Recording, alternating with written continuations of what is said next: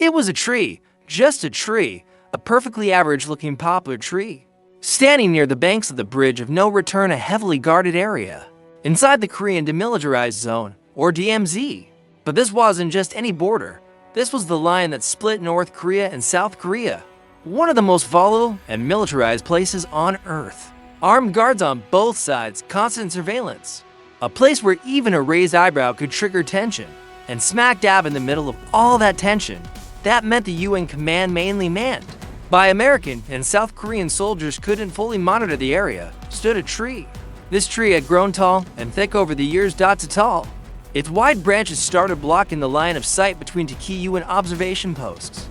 That was a big deal in the DMZ, where seconds count and you never know if someone's walking across with a handshake or a grenade. So, the UN made a simple decision. There were no weapons, it was supposed to be a routine job. Trim the tree. It was 1976. A team of 5 South Korean workers and a small group of American officers were sent to prune the branches. They shouted, claiming the tree was planted by Kim Il-sung himself, and it was now a sacred object. But this was the DMZ, and in the DMZ, nothing is routine. As the men began trimming, a group of North Korean soldiers appeared, had become the center of an international crisis. An argument broke out, tensions flared, and then violence, armed with axes. The North Korean soldiers attacked within minutes. 2 American officers were brutally killed, Captain Arthur Boniface and First Lieutenant Mark Barrett, and suddenly, a simple tree. They say history repeats itself, but what about the parts we forgot? Welcome to Echoes of History, the channel where we dig up the dusty corners of the past to uncover the weird, the wild, and the wait, what? Stories they didn't teach you in school. Grab your curiosity and maybe a cup of tea, because what you're about to hear might just change how you see the world. News of the attack reached U.S. command within hours. 2 officers dead, beaten to death with their own tools. In a region that was already a powder keg, this was a spark dangerously close to the fuse. The Pentagon was furious. The White House was livid. President Gerald Ford was briefed immediately. What he heard sounded more like the start of a spy thriller than a routine pruning mission. And not by rogue actors, but by uniformed North Korean soldiers in broad daylight. 2 American officers conducting a peaceful task in a demilitarized zone had been ambushed and murdered. Washington exploded in outrage, but the problem was, this wasn't just about justice anymore. It was about optics, it was about deterrence. The South Korean military began mobilizing, and the question wasn't if there would be a response, it was how big. Some even whispered the word no one wanted to say out loud: war. It was about sending a message not just to North Korea, but to the entire Cold War world watching closely. Back in Seoul, emotions ran high. American soldiers were put on high alert. Some inside the Pentagon proposed a surgical strike, others called for an air raid. North Korea had 1 million-man army parked at the border. China and the Soviet Union were watching every move. Any miscalculation could have turned this into a global catastrophe, but the stakes were astronomical. So instead of retaliation through bombs or missiles, the US came up with something else. Something calculated, something precise, something wildly over the top. They called it Operation Paul Bunyan, the plan to finish the original mission, to cut down the tree, but to do it with the full force and fury of the United States military just shy of open war.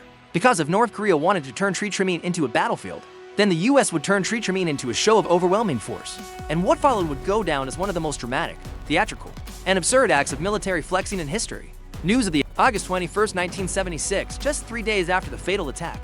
It was still dark when the first engines rumbled to life, trucks, jeeps, armored vehicles, helicopters, all moving with clinical precision.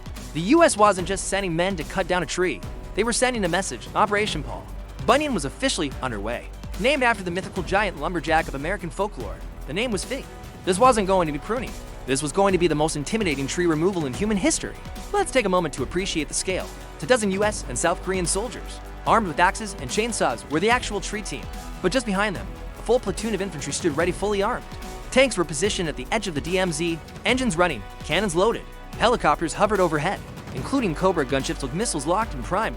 B-52 bombers flew in from Guam, circling in full view above the tree, like vultures in the sky. On the nearby sea, aircraft carriers and destroyers moved into position.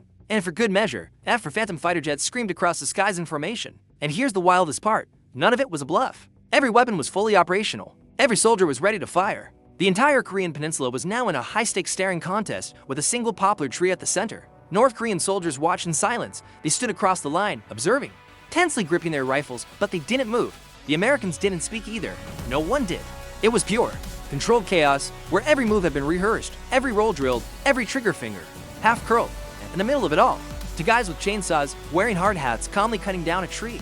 The absurdity was off the charts, but make no mistake, this was psychological warfare at its finest. The tree was felled in exactly 42 minutes, no shots fired, no raised voices, just chainsaws buzzing and 23,000 tons of military steel humming in the background.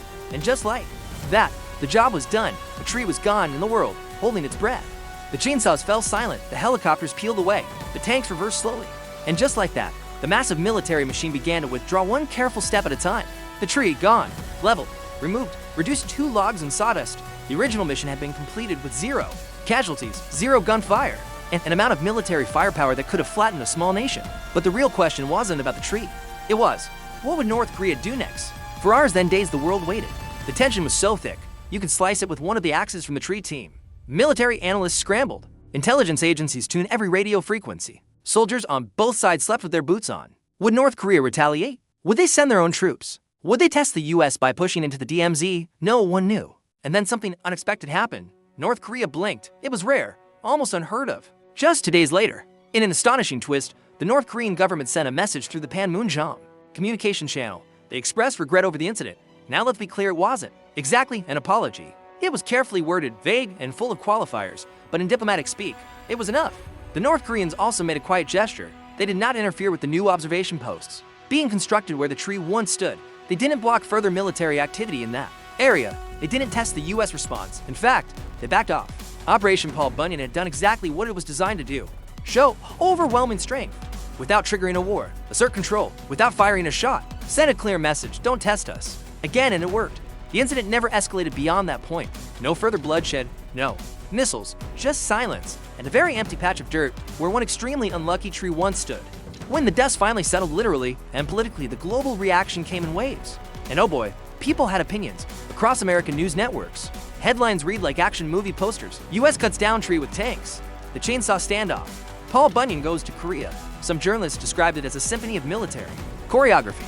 Others weren't as kind, calling it the world's most expensive landscaping job. Or nearly start one with a tree. Late-night talk show hosts had a field day.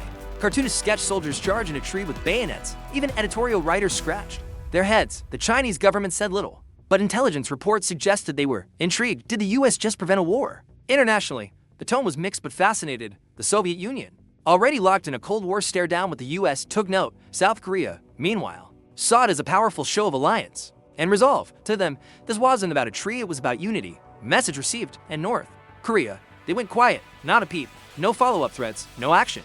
They simply watched as the Americans walked away with sawdust in their wake, and the confidence of a side that just won a war without firing a bullet. But beyond the geopolitics, something else happened, something cultural. Operation Paul Bunyan became legend. It was taught in military academies as an example of maximum pressure, minimum risk. It entered textbooks as a case study in psychological warfare. And weirdly enough, it became internet meme material decades later as people rediscovered the story and asked, wait, the US actually did what? In a Cold War full of nuclear drills, espionage, and proxy wars, this stood out not just for its absurdity, but for how strangely effective it was. Because sometimes, in history, the most powerful flex is cutting down a tree with bombers circling overhead. And the world didn't forget that lesson anytime soon. You'd think a bizarre military operation involving a tree, chainsaws, and B-50 to bombers would fade into history as just another Cold War footnote. But it didn't. Operation Paul Bunyan may have started as a response to violence, but ended up becoming a template example of how to send a message without firing a single shot. It's been studied in war colleges, debated in diplomatic circles, and referenced in countless political science papers with titles like Symbolism and Escalation Control in Military Posturing. But beyond the strategy, the operation left behind a symbolic legacy. For the US military, it became a moment of bizarre pride, a reminder that resolve doesn't always come from pulling the trigger, but from showing that you could, at any moment, with overwhelming force. For South Korea, it was a powerful gesture of solidarity. The operation confirmed that the US would not stand idle if its soldiers or its allies were attacked. For North Korea, the regret they expressed, however vaguely worded, is still cited as a key example of psychological pressure working on the regime. It was a rare moment of hesitation, one of the few times in modern history where their leadership stepped back instead of lashing out. But the tree itself, that's where things get unexpectedly poetic. In the years after the operation, the site where the poplar once stood became a quiet point of reflection. No tree was replanted. Instead, a simple stone marker was placed there to honor the 2 officers who lost their lives, Captain Boniface and Lieutenant Barrett. Reddit threads with titles like "America once went to war with a tree" got thousands of upvotes. History YouTubers covered it with glee and an almost surreal twist. The site became a tourist stop for visiting diplomats and military personnel. Imagine explaining that This is where a tree stood. We brought bombers to cut it down. Welcome to international politics. Even decades later, the internet rediscovered the story, and it quickly became meme fuel. Paul Bunyan, the mythical lumberjack, got a Cold War glow-up in fan art. And somewhere in all that absurdity, there's a strange kind of beauty, because in a world where conflicts often spiral into bloodshed and ruin, Operation Paul Bunyan reminds us of something rare. That sometimes the best way to fight is not to fight, but to show, unmistakably, that you could. And then, calmly, walk away with your mission complete, your message delivered, and the tree just sawdust in the wind. That's it for today's Forgotten Tale. If this story made you raise an eyebrow or don't forget to like, subscribe, and ring that dusty little bell so you never miss another echo from the past. Drop it in the comments. We're always listening for new echoes. Got a weird bit of history you think we should cover? Until next time, keep your curiosity loud and your history weird.